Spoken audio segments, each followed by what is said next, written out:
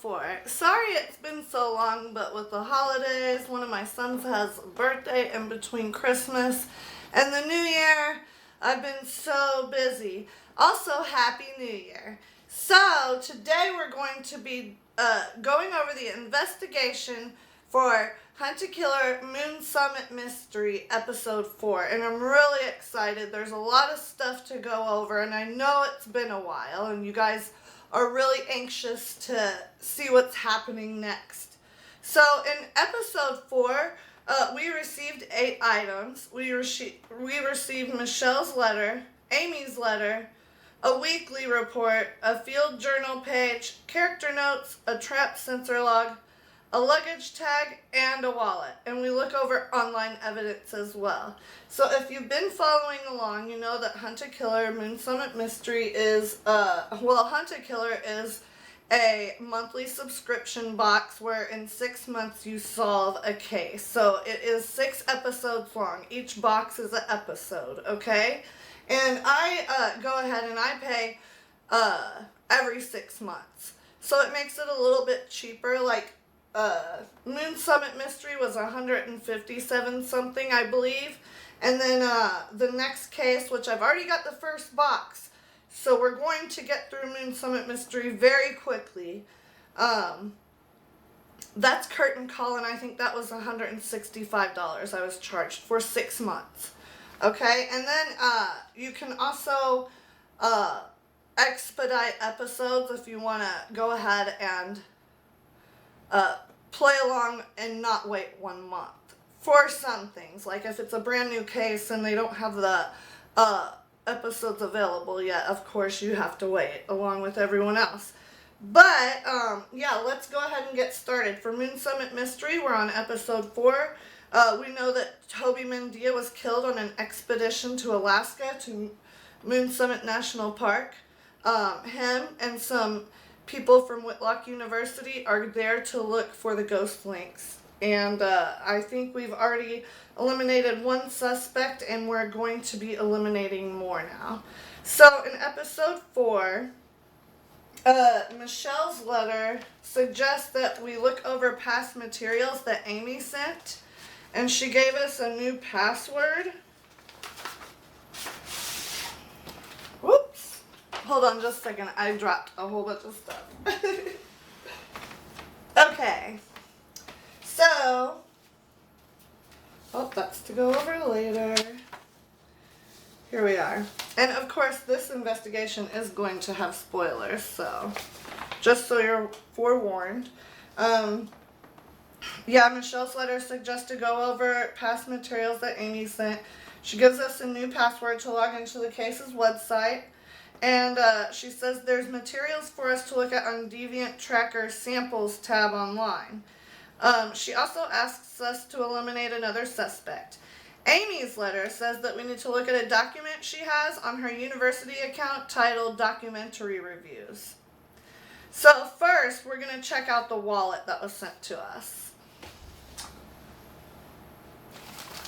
It was sent to us in this, and it says that it was found at L06. So inside Toby Mendia's backpack. And on the map, L06 is right here where Toby was murdered.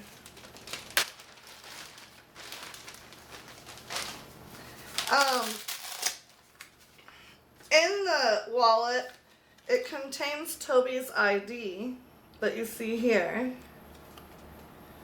And we also found that it contains a little note. Toby, Echo Tavern, Twilight, shot of lifetime. It cover worthy.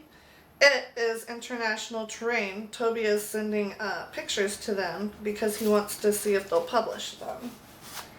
So that's very interesting.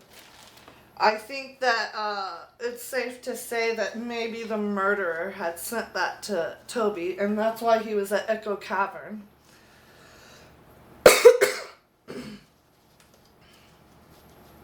So, on the field journal page, there are some nice drawings. Let me get that out for you. And then there are also markings on the back that we see on other evidence.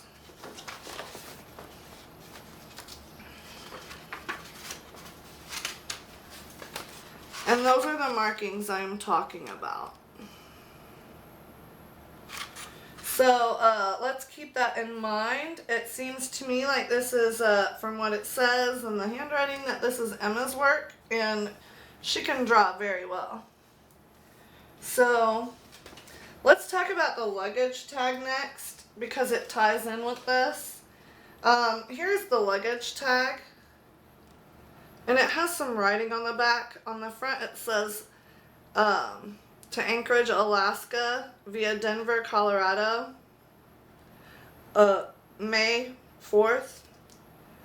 And it says E. Clarkson for Emma Clarkson. So, here's the markings on the back. We've seen these markings before.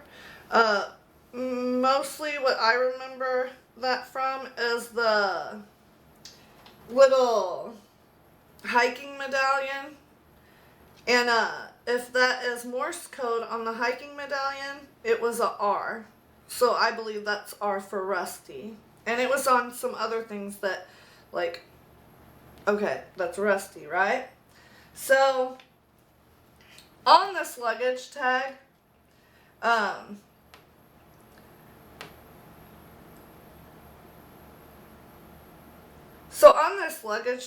concluded that the first set of Morse code is by Emma, and the second set is by Rusty. And what it says is, Emma's saying, "Take Toby on hike. I need a break." And the second set reads, "Fine, you owe me." So, that's interesting evidence as well. Next, we're going to talk about the weekly report that was sent by Nigel to Whitlock University.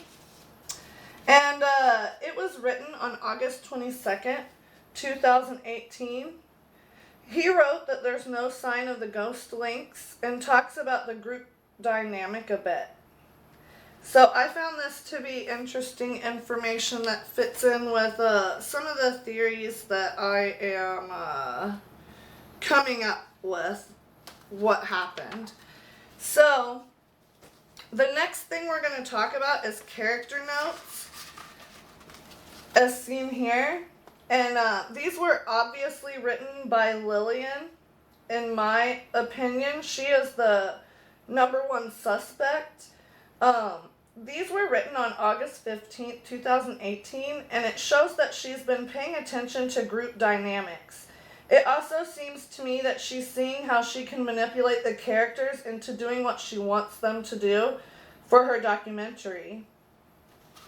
The next thing we're going to look at is the trap sensor log found behind the character notes. And what is interesting on here is that it shows that the trap at L33 was triggered on August 29th, 2018, the night Toby was killed at 8:33 p.m. It also shows that someone reset the trap at 10:11 p.m., which is important because whoever reset the trap could not have killed Toby. So the online evidence was also interesting.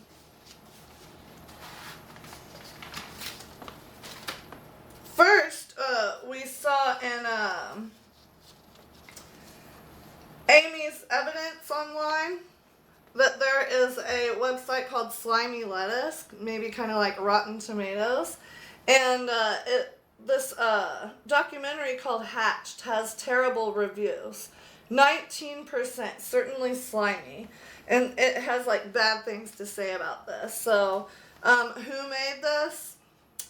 Lillian Walker, my #1 suspect. Oh, also, I wanted to show you, there's a new like premium case that Hunt a Killer has called Baker's Dozen, and I thought it was very cute, that little detail on top. So, there was also other online evidence, and some of it was pretty gross. Like, I didn't enjoy seeing it. It was a bloody gauze.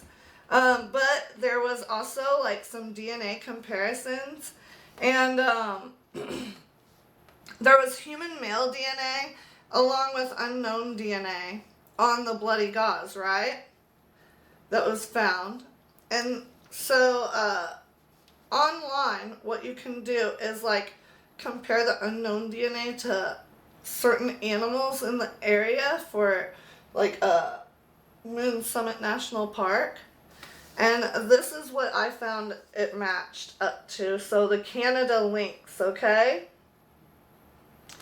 And what is interesting about that is that that helps Rusty's alibi. So, from the evidence from this box, I concluded, drumroll please, that Rusty Tedlick can be eliminated as a suspect.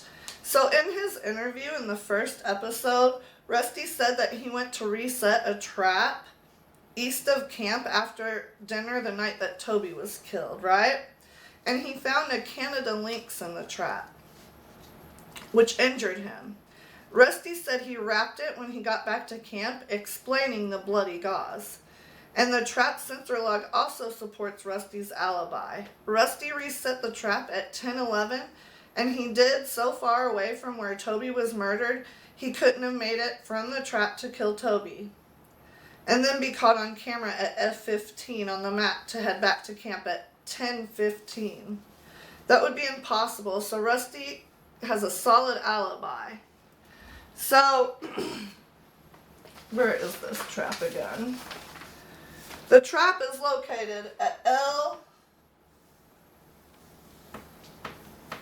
L33. That's like very far away, right?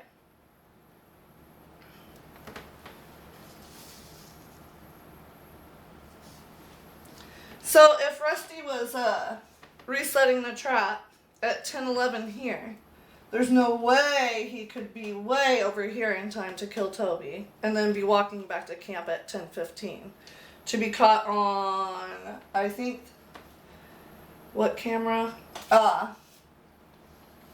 F15. That would have been impossible. So we can eliminate Rusty as a suspect, but we have some people left. There's Conrad, there's Emma, or there's Lillian, and Lillian is my number one suspect. So one of those three people have killed Toby, and we are going to find out who that was.